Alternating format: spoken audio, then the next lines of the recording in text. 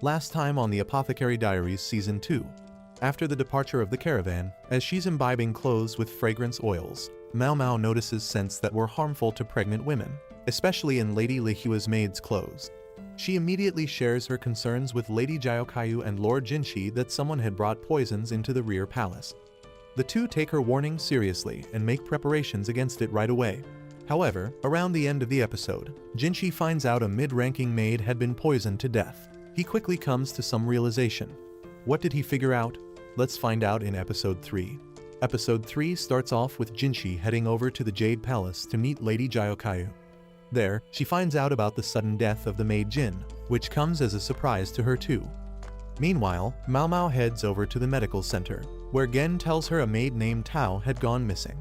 The unlucky woman was almost near the end of her service tenure and had recently been given a hairpin, which was a marriage proposal by a promising civil servant, and their wedding had been scheduled in the near future. Gen tells Mao Mao such cases do happen every now and then. Mao Mao believes that with 2,000 women in the rear palace, scheming and sabotaging would definitely be prevalent as well. Walking back, Mao Mao notices Lady Jiaokayu and Lord Jinshi enjoying a cup of tea in the garden. Given her current state, Mao Mao thought they would be moving locations soon to avoid any rumors of her pregnancy being spread around. That, however, depended on who saw her, a friend or an enemy. Jiaokayu spots Mao Mao and invites her over. She tells her Jinshi had actually asked for her. Jinshi asks to be excused when suddenly baby Lingli starts crying, and Hongyang tells Lady Jiaokayu she should go, even though she wanted to stay a little longer. Now alone, Jinshi tells Mao Mao about his plan of educating the maidservants and asks for her opinion on the matter. Mao Mao readily agrees with the idea, not making any complaints against it, which shocks both Jinshi and Gaoshun, who were expecting at least some kind of rejection from her. Mao Mao tells him that there were maids who wished to learn to read and write, so this was a good idea. Moreover, it would also help with their apprenticeship work. However, Mao Mao points out that the Southern Gate would not prove to be a very good option to conduct these lessons, as many senior and high-ranking consorts are often present there and would not appreciate maids getting educated.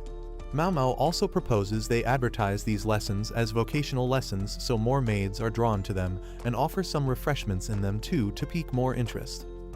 Jinshi takes all of Mao Mao's considerations into note and finally asks her about her knowledge of mushrooms. Mao Mao had used them in cooking and medicine, so she knew them well enough. Jinshi, of course, was being sarcastic, as he had previously caught her cooking some in the medical center. He tells her to check for any poisonous mushrooms and also let them know what kinds there were. She wonders why Jinshi didn't discuss this in front of Jiaokayu, but shrugs it off since this new task seemed interesting. Mao Mao tries to decide where to head first and ends up picking the north side. The large assortment of mushrooms present everywhere awakens the childish excitement within Mao Mao. She then notices a rather larger portion of them were growing in the direction where a strange smell was also coming from. She speculates this was probably the strange smell Shisui was talking about earlier and attributes the sewage spillage to the boosted mushroom growth there. After collecting a fairly good amount, Mao Mao puts them in the medical center, although she makes sure to tell Gen they were poisonous so he doesn't eat them all. At the Jade Palace, Hongyang immediately scolds Mao Mao for showing up smelling so foul and sends her to get cleaned up. Once she's done, she notices black cords on Jiaokayu and Hongyang's wrists, which means that some high-ranking person in the rear palace had just died. Hongyang tells Mao Mao about the Jin and her health condition until eventually she died from food poisoning. Jin was a notorious mid-ranking consort who was known for her slander and even violent behavior with her maids. She, of course, would never say anything to the higher consorts directly, but she was still suspected nonetheless.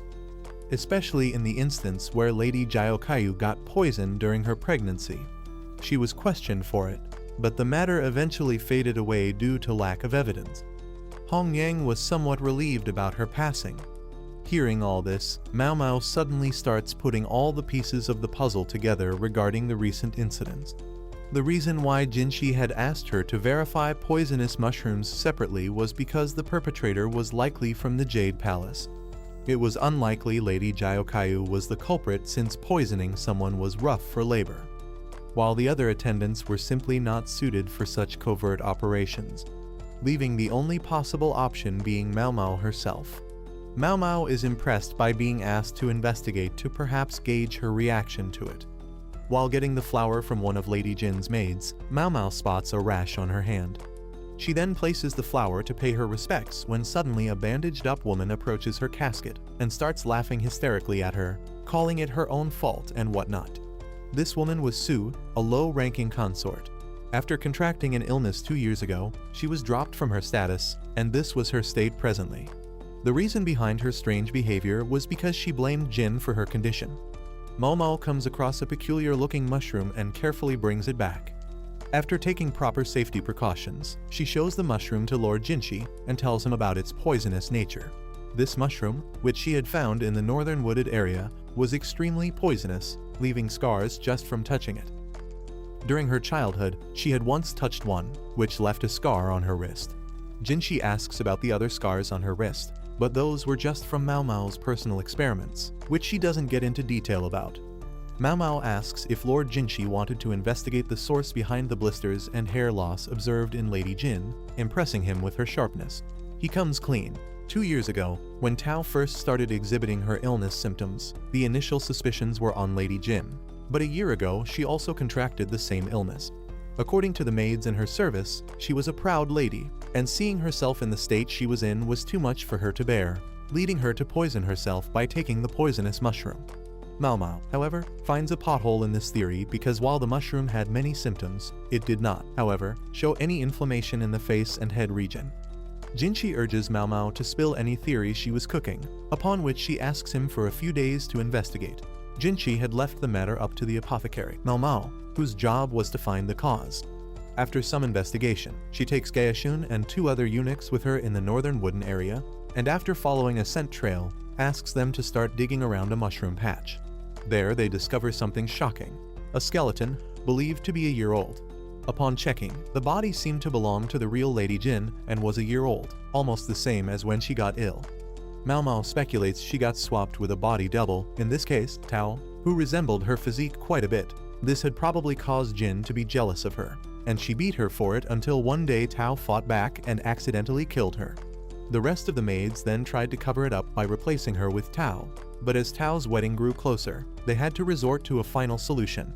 The strange smell in the north turned out to be the decaying body of Jin in the end.